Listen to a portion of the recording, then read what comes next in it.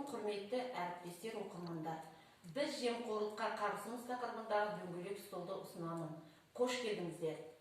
Сыбайлас жемқорлық заңмен бірге өсіп өркендеп, небір тегеруінді қарсылықтарға төтеп беріп, қайда мол қаражат пайда болса, сол жерге тамыр жайып, бүгінгі күнге дейін жойылмай отырған қауіпті кеселдің бірі.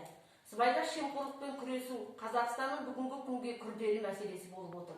Үлкен әлеуметтік қасірет болып табылатын ол саяси даму тұрғысынан бір-біріне ұқсамайтын әлемдегі барлық елдердің қай-қайсында қатты алаңдатары анық. Тарихы тереңнен бастау алған сыбайлас жемқорлық бүгінде бүкіл әлем қоғамдастығына қауіп төндіріп отыр.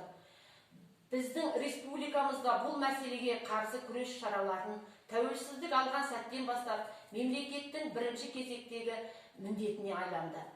Кез келген өркениетті қоғам үшін сыбайлас жемқорлықпен күрес ең өзекті мәселелердің бірі болып табылады. Сыбайлас жемқорлық мемлекетті ішінен жоюдың бастамасымен жетістіктерді жоққа шығаратын, ұлттық қауіпсіздікке қауіп-қатер әкелетіндігі күмәнсіз. Сондықтан да Қазақстан Республикасының мемлекеттік саясатының негізгі бастамаларының бірі болып осы зұлымдықпен күресу болып табылады.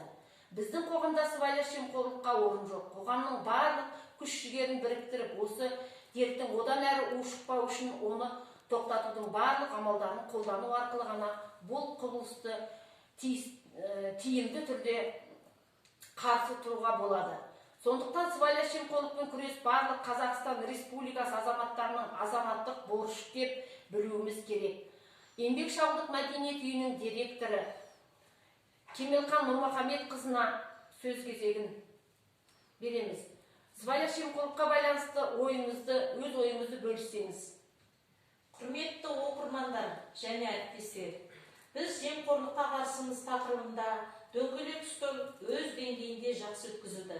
Жемқорлықпен күресу басты міндетіміз. Қазіргі кезде сыбайлас жемқорлық әлемнің кез келген елінде жалғасып келеді.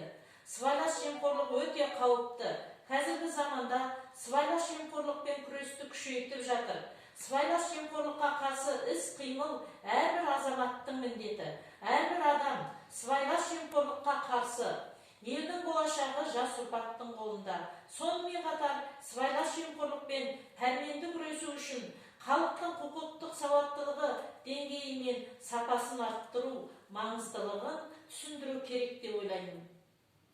Үгіт-насихат жұмыстары арқылы халқымыздың санасын көтеріп, сыбайлас жемқорлыққа қоғам болып қарсы тұрғанда ғана біз экономикамыз жоғарылап, әлеуметтік тұрмыс жағдайымыз жақсарып, мәдениетті, өркениетті, мәңгілік ел атанарымыз хақ. Осымен біз жемқорлыққа қарсымыз тақырыбындағы дөңгелек столымыз аяқталды. Назар қойып тыңдағандарыңызға рахмет.